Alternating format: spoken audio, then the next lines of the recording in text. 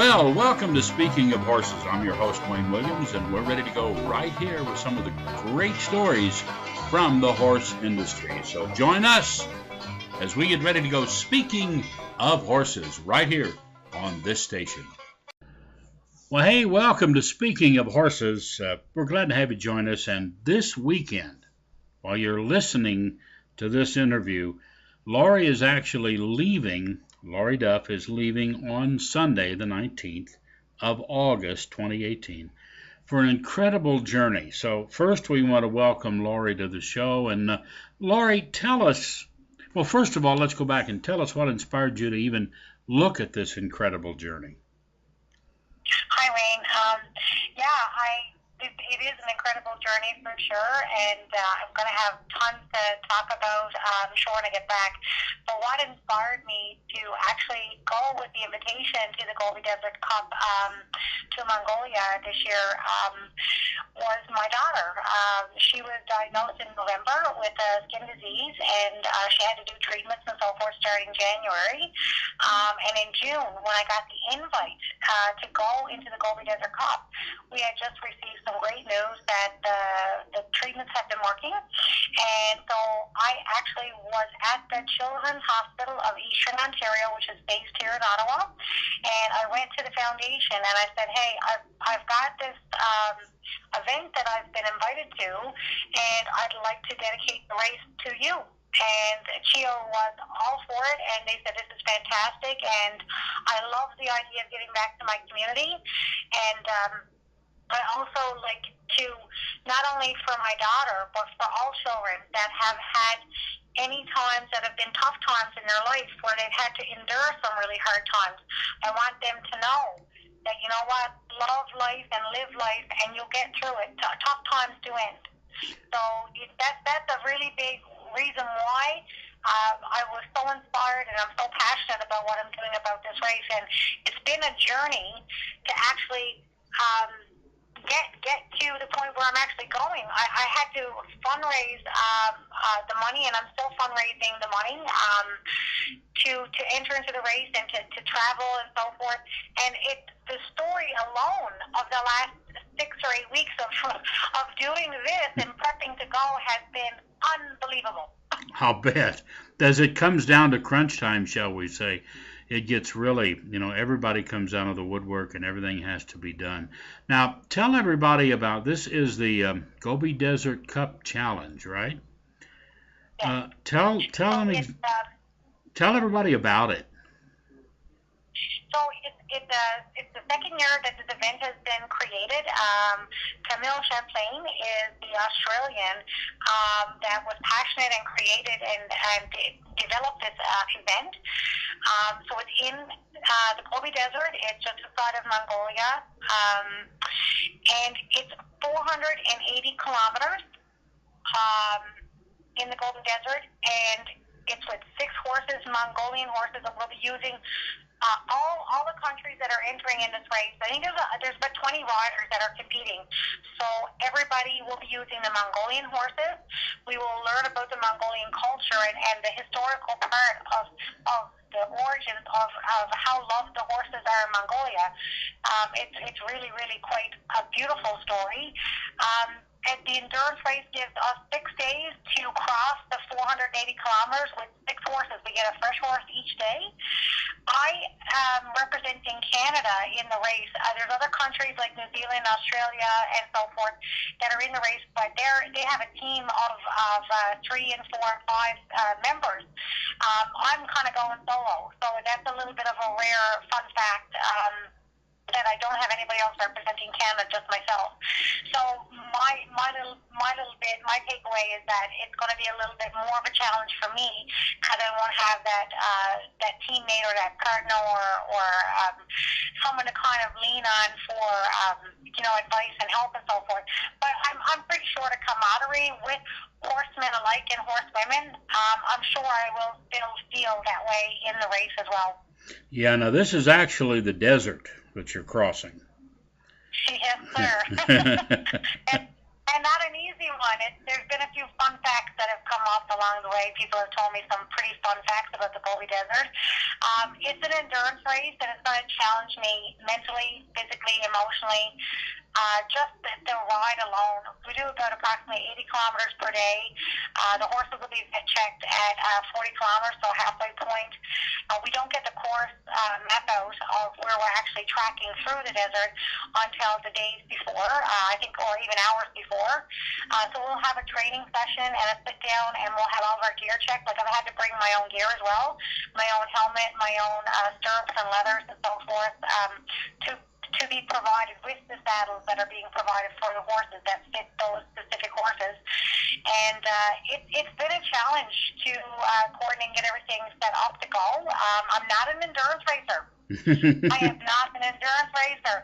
So 500 kilometers in the desert is a little bit of a stretch for someone that has never done an endurance race.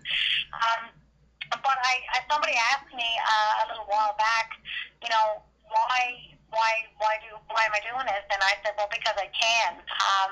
4 years ago, I woke up and I was paralyzed on the right side of my upper body. I had my 3, 4, 5, and 6 disc in my neck all blew at the same time. And, you know, I had to wear a big brace on my neck for years, and I had a fractured vertebrae because of the surgery and the fusion that was done. And so the long road to recovery for what I endured, and that's kind of why. So people ask me, you know, why are you doing this endurance race? And I'm like, well, because I actually can do it, and I know I can, and I hope I do really well, and I'm really hoping to make my country proud, and I'm even hoping to make everybody, you know, even more aware of what the Children's Hospital here in Ontario has done, not only for my family, but for families all over Canada. Well, you know, those are great goals, and I know that I was reading some notes that you had written, and, you know, you're very supportive of your parents and very thankful for your parents and what they've done for you. And now what you're doing for your daughter, you know, it's a very close-knit family group, and the beautiful part of it is it all surrounds horses, and it doesn't matter. You were originally from Newfoundland, I believe. And now you live near Ottawa, and you're representing Canada in this, but you've done a lot of horse activities, and you're a trainer. You do a lot of things with horses. But like you said, you're not an endurance rider, so it's something new in that regard. But horses have always been a center of what you're doing. Yes, and it is about the family aspect too, for sure. And a huge shout out to my family. Since they found out about this, and I did not. When I entered the race and I accepted the invitation and I secured my spot to race in this race, I did not disclose this information to my family. And I remember specifically the first time I spoke to my dad weeks after, and he had found out about it via, you know, social media, that Lorie's going to Mongolia to race in the desert. He said, so is there anything new you'd like to share? And I was like, no, not really, not so much going on with me.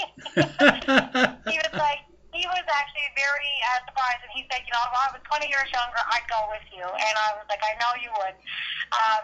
But horses have been a huge part of my life since the beginning of everything that I've done. I grew up on a dairy farm, and we always have work horses around, and, you know, it's a part of everything. And this is the most beautiful thing about all of this. And like I said, the journey for fundraising, the money to go in this race, the beautiful thing is that the people that I'm talking to in the circumstances, and all of my neighbors out in the U.S. and all my horse friends that are out there and across the world, really. I just recently rode an FEI endurance athlete, a horse that's from Kuwait. I was very fortunate that Wendy McCorby, she's actually one of the nominated riders for the WEG that's happening in September in North Carolina for Triton 2018. She has a horse here in training in Canada that's qualified to go in the WEG, and I actually got to ride this athlete on Monday for part of my training, and it was amazing. So that's how small the horse world is, and that's how beautiful the horse world is. And the whole thing about all of what I'm doing is, you know, I'm really hoping that it won't matter where I am in whatever part of the world I'm doing an endurance race or horse training or competition. You know, horse people are the greatest people on this planet. Horse people all have a common bond that's unbelievably unites them regardless of culture, religion, language. The horses will unite them, and I think it's really a wonderful thing that you're representing Canada at this race. Now, you fly, you've got a long flight. You've got to get yourself to Mongolia, which is north of China, right? Yes, sir. It's going to be, I think, from Ottawa to Newark. I'm going to be traveling. I'm meeting up with some of the filming crew. This journey and this race is being filmed and documented and photographed as a movie, as a potential movie. So there's actually a filming crew and a lady that I met in New York at the Equus Film Festival back in November in Manhattan, right? I was there. I remember. I met you there also. Yeah. So she's actually going to be meeting up with me. We're going to be traveling and out to Mongolia, not together, but kind of coincidentally, that part of it. And then that's all going to be filmed and documented, and we're going to be bringing this event back to film. Back here, and to share the whole event and the adventure with everybody. So, yeah, I'm really excited about that part, too. Yeah, that's going to be really neat, and hopefully in a year we'll see that film, at one of the Equus Film Festivals. And the main festival every year is in Manhattan, and that's quite an event as well, as you know, when you were there. So, to have this documented is really going to be great. But, Lorie, tell us just briefly, how do people contact you, and how can they continue to help support this journey that you're on financially with donations? People can go to my website. They can pay with PayPal, which is debit or Visa. They can pick up the phone. They can call me. If they want to personally contact me on social media, they can. Lorie Duff Horsemanship and just Lorie Duff on social media. My website address is www.libertylanefarm.net. My email address and phone number is there. I love it if someone pick up the phone and call me and say, hey, I'd like to talk to you a little bit about the race or whatnot. Well, Lorie, we know you've got a long trip ahead of you. We wish you all the best on this journey to Mongolia. Thank you for joining us here on Speaking of Horses. And we look at some follow-up interviews when you return from the Gobi Desert.